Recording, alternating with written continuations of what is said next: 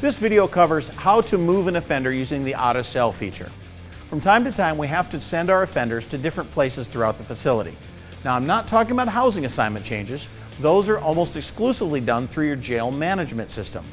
Bookings, releases, and housing assignment changes are done that way. These are temporary moves to places like the clinic, programs, court, booking, different places throughout your facility. That's done using the out of cell feature on your Spartan. So we're going to first hit the out of cell button on the device, scan the cell tag or his wristband. Either one is acceptable. His name comes up, and I will then call the inmate out to tell him exactly where he's going.